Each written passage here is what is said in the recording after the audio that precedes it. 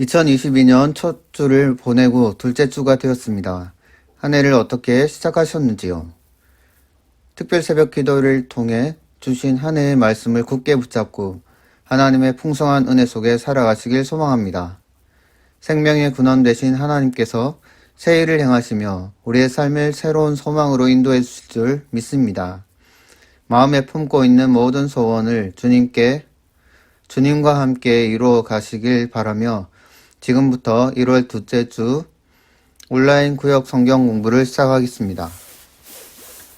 신앙 고백하시겠습니다. 전능하사 천지를 만드신 하나님 아버지를 내가 믿사오며 그 외아들 우리 주 예수 그리스도를 믿사오니 이는 성령으로 잉태하사 동정녀 마리아에게 나시고 본디오 빌라도에게 고난을 받으사 십자가에 못 박혀 죽으시고 장사한 지 사흘 만에 죽은 자 가운데서 다시 살아나시며 하늘에 오르사 전능하신 하나님 우편에 앉아 계시다가 저리로서 산자와 죽은 자를 심판하러 오시리라. 성령을 믿사오며 거룩한 공예와 성도가 서로 교통하는 것과 죄를 사하여 주시는 것과 몸이 다시 사는 것과 영원히 사는 것을 믿사옵나이다. 아멘. 찬송가 436장 찬송하시겠습니다.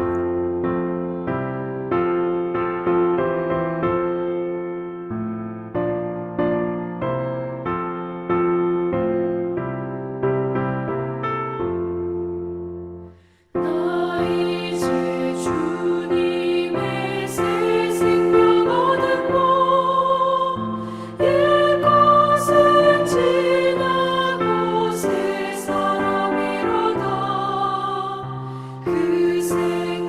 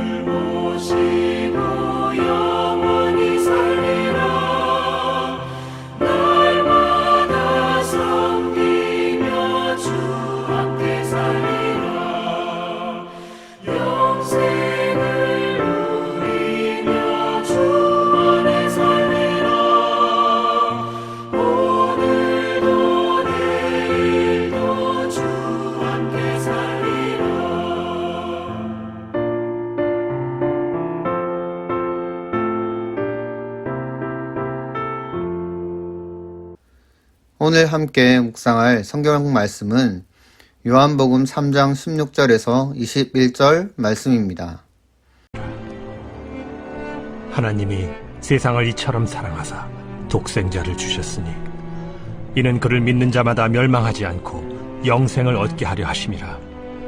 하나님이 그 아들을 세상에 보내신 것은 세상을 심판하려 하심이 아니요 그로 말미암아 세상이 구원을 받게 하려 하심이라. 그를 믿는 자는 심판을 받지 아니하는 것이요 믿지 아니하는 자는 하나님의 독생자의 이름을 믿지 아니하므로 벌써 심판을 받은 것이니라. 그 정죄는 이것이니 곧 빛이 세상에 왔으되 사람들이 자기 행위가 악함으로 빛보다 어두움을 더 사랑한 것이니라. 악을 행하는 자마다 빛을 미워하여 빛으로 오지 아니하나니 이는 그 행위가 드러날까 하며 진리를 따르는 자는 빛으로 오나니 이는 그 행위가 하나님 안에서 행한 것임을 나타내려 함이라. 그 후에 예수께서 제자들과 유대 땅으로 가서 거기 함께 유하시며 세례를 베푸시더라. 요한도 살렘 가까운 에노. 오늘 함께 공부할 주제는 이과 멸망하지 않는 영생입니다. 사람은 누구나 새로운 기대와 소망을 가지고 살아가길 원합니다. 그러나 이 땅에서의 소망은 잠시 우리에게 기쁨을 주지만 지나가면 언제 그랬냐는 듯이 사라지는 안개와 같습니다. 무엇보다 사람의 생명이 강건하면 80이라는 성경의 말씀처럼 결국 영원하지 않기에 수고하고 노력하여 얻은 모든 것을 이 땅에 두고 가야만 합니다. 그래서 전도서의 저자 솔로몬은 헛되다라고 결론을 맺고 있습니다. 그래서 죽음에 대한 답을 찾지 못하면 그 인생은 헛된 인생으로 끝나고 마는 것입니다. 그러나 하나님은 사람의 그 모든 고민의 마지막 답을 해결하시기 위해 예수 그리스도를 이 땅에 보내시고 그 안에서 영원한 생명을 허락하셨습니다. 요한복음 3장 16절에 하나님이 세상을 이처럼 사랑하사 독생자를 주셨으니 이는 저를 믿는 자마다 멸망치 않고 영생을 얻게 하려 하심이라. 예수님 안에서 누리는 영원한 생명과 기쁨을 맛보시며 살아가시길 소망합니다. 첫 번째 문제에서 본문 16절에서 18절 말씀을 보면 하나님은 아들을 세상에 보내주셨습니다. 방가로 1번에 하나님이 아들을 세상에 보내신 이유는 무엇입니까? 본문 16절 상반절에 보면 하나님이 세상을 너무도 사랑하셔서 그 사랑하는 하나뿐인 아들을 세상에 보내시고 계십니다. 당시 유대인들의 관점에서 하나님의 사랑은 오직 택함받은 백성인 자신들의 몫이었습니다. 그러나 하나님은 아브라함을 처음 부르실 때부터 그를 통하여 모든 민족의 복이 되게 하겠다고 말씀하셨습니다. 하나님의 사랑은 처음부터 유대인이든 이방인이든 누구를 막론하고 모든 세상을 향해 있었습니다. 우리가 기억해야 할 것은 하나님이 나를 사랑하듯 그도 사랑하신다는 것이며 나의 하나님이 되시듯 그의 하나님도 되신다는 것입니다. 이 사실을 기억할 때 우리도 이기심과 편협함을 벗어버리고 하나님의 마음으로 세상을 사랑할 수 있을 것입니다. 방가로 2번에 하나님이 아들을 세상에 보내신 목적은 무엇입니까? 본문 16절 하반절에서 17절 말씀을 보면 하나님께서 예수님을 보내신 목적이 세상을 심판하시기보다는 아들을 믿음으로 영원한 생명, 구원을 얻게 하시기 위해서였습니다. 요한일서 4장 8절에서 사도 요한은 하나님이 사랑이시라고 소개합니다. 에스겔서 33장 11절에서는 악인이 죽는 것을 기뻐하지 않으시고 돌이켜 회개하는 것을 기뻐하신다고 말씀하십니다.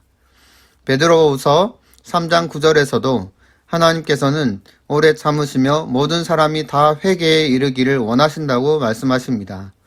그러하기에 온 세상에 대한 공의의 심판 이전에 우리에게 회개와 구원의 길 예수 그리스도를 보내주셨습니다. 우리는 종종 이 하나님의 마음과 반대편에 서 있습니다. 판단과 심판에 재빠르며 악인의 회개와 구원을 바라지 않는 마음이 굳어진 상태에 있습니다. 방가로 3번에 하나님의 아들을 믿지 않는 자는 어떻게 됩니까? 본문 18절에 보면 하나님을 믿지 않는 자는 하나님의 독생자 예수님을 믿지 않기에 이미 심판을 받았다고 선언합니다. 예수 그리스도의 십자가에는 우리를 위해 아들의 생명을 내어주시는 하나님의 지극한 사랑이 있습니다. 반면 아들을 죽여서라도 반드시 죗값은 치러야 하는 엄중한 하나님의 공의가 있습니다. 하나님은 온전한 사랑이시며 동시에 완전히 공의로우신 분이십니다. 하나님께 반란의 깃발을 들고 자신의 왕국을 세운 인간에게는 반드시 그의 죄의 책임을 물으시는 하나님의 엄중한 심판과 진노가 있으며 그 결과는 영원한 형벌입니다. 하나님이 아들을 세상에 보내신 이유는 증오가 아닌 사랑이었고 목적은 심판이 아닌 구원이었습니다. 심판 아래에 있는 사람들을 구원하시기 위해 아들을 보내신 하나님의 심정으로 내가 찾아가야 할 지체는 누구인지 나눠보시기 바랍니다. 또 그에게 어떻게 다가가면 좋을지 생각해 보시기 바랍니다. 예수 그리스도 안에는 멸망치 않는 영생이 있습니다. 죽음을 바라보는 인생과 영생을 바라보는 인생은 같을 수가 없습니다. 내게 영생이 있다는 사실이 삶에 어떤 의미를 주고 어떤 변화를 가져오는지 생각해 보시기 바랍니다. 두 번째 문제에서 본문 19절에서 21절 말씀을 보면 빛이 세상에 오자 악을 행하는 자는 빛을 피하고 진리를 따르는 자는 빛으로 나온다고 말씀하고 있습니다. 방가루 1번에 악을 행하는 자가 빛으로 오지 않는 이유는 무엇입니까? 본문 19절 20절에서는 자기 행위가 악함으로 빛보다 어둠을 더 사랑하고 빛을 미워합니다. 이는 빛으로 인해 자신의 행위가 만천에 드러날까 두려워하기 때문입니다. 사람은 자신이 죄인임을 직면하는 일을 좋아하지 않습니다. 복음이 사랑의 소식이요 구원의 소식임에도 불구하고 사람들에게 꺼려지는 이유입니다. 하나님의 사랑을 받아들이려면 내가 하나님의 진노 아래 있는 가망 없는 죄인임을 먼저 인정해야 하기 때문입니다. 그래서 자신이 나름 선량하게 살았다고 생각하는 사람이 더욱 그리스도를 배척하며 누가 봐도 죄인인 이가 먼저 예수님을 영접하는 역전이 일어나기도 합니다. 먼저 된 자가 나중되고 나중된 자가 먼저 되는 것과 같은 일입니다. 방가루 2번에 진리를 따르는 자가 빛으로 오는 이유는 무엇입니까? 본문 21절 말씀을 보면 진리를 따르는 자가 빛으로 오는 이유를 그 행위가 하나님 안에서 행한 것임을 나타내기 위해서라고 말씀합니다. 진리란 하나님의 모든 말씀이요 그 말씀의 현현이신 예수 그리스도입니다. 진리 되신 예수 그리스도를 따르는 자들은 자신의 죄인됨이 발각되는 것을 두려워하지 않습니다. 오히려 그 두려움보다 하나님 안에서 죄에서 굴레에서 벗어나 참된 자유와 기쁨을 누리는 은혜가 더 좋음을 알기 때문입니다. 나의 공로를 의지하는 것이 아니라 오직 예수 그리스도로 말미암는 죄사함과 하나님의 구원을 의지하기 때문입니다. 오히려 이들은 진리의 빛으로 자신의 행실을 하나님 앞에 비추어 죄를 구별하고 멀리하며 그리스도를 따르기를 힘쓰는 사람들입니다. 죄악의 어두움이 편해지면 자연히 빛이 싫어집니다. 회개가 멀어지면 그리스도가 멀어집니다. 그러나 그리스도 안에 있는 영생이 우리를 진리와 빛으로 이끕니다. 죄에 얼마나 민감하게 반응하고 회개하려고 노력하고 있습니까? 죄를 멀리하고 그리스도를 가까이 하기 위해 내가 힘써야 할 부분이 무엇일까요? 그리스도를 기뻐함으로 그 안에서 누리는 참된 기쁨과 자유를 누리시기 바랍니다. 몇 가지 기도 제목을 가지고 기도하는 시간을 가지도록 하겠습니다. 첫 번째로 새로운 해를 맞이하게 하신 하나님, 70주년을 맞이하는 보합교회에 새해를 행하실 하나님을 기대하며 맡겨주신 사명을 잘 감당하게 하옵소서. 두 번째로, 담임 목사님께 영육의 강건함을 주시고 말씀의 지혜와 기도의 능력을 주셔서 목회의 비전을 성취하게 하옵소서. 세 번째로, 보합교회 70주년 항존직 장로 안수집사 권사 임명 과정이 순조롭게 진행되게 하시고 성령과 지혜가 충만하고 교회에 합당한 일꾼들이 임명되게 하옵소서. 네 번째로, 코로나의 어려움 속에서 성도들의 건강을 지키시고 원활한 백신 접종과 치료제 개발이 이루어지게 하시고 모든 환우들의 치료의 과정 속에 하나님이 간섭하셔서 정확한 치료와 회복이 있게 하옵소서. 다섯 번째로, 교회 주변에 재개발을 주관하는 LH공사와 미추홀구청의 담당자들이 교회의 존치에 합당한 결정을 하게 하시고 지역과 교회 모두에 유익이 되는 진행이 이루어지게 하옵소서. 여섯 번째로, 성도들의 가정과 직장, 사업에 형통함이 있게 하시고 기도하는 것마다 응답되는 은혜를 주옵소서. 다 같이 기도하시겠습니다. 이 땅에 오셨네. 어둠을 밝히고 세상 주시네. 영원히 빛나는 나의 예수님. 높이 영광과 찬양 받으신 그 이름 경배합니다. 영원한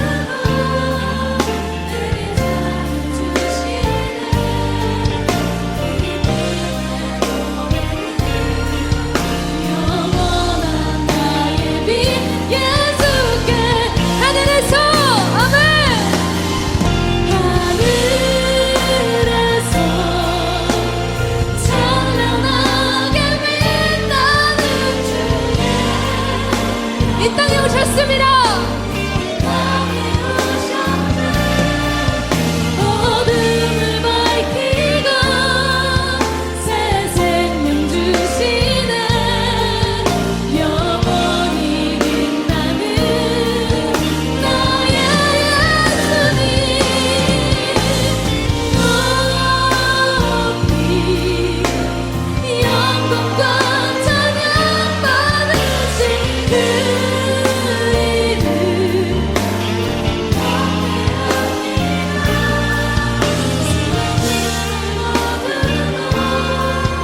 내게 찬양 주시네. 기쁨의 노래를 영원한 나의 빛 예수. 우리 두 손을 드리고 하늘에서 땅에 영원히 빛나는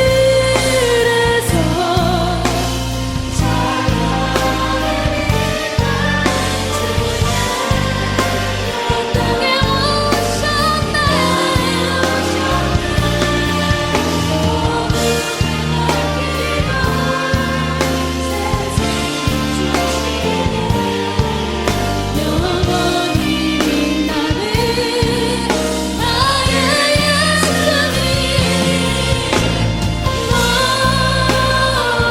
높이 영광과 찬양 받으시고 이름 경배합니다.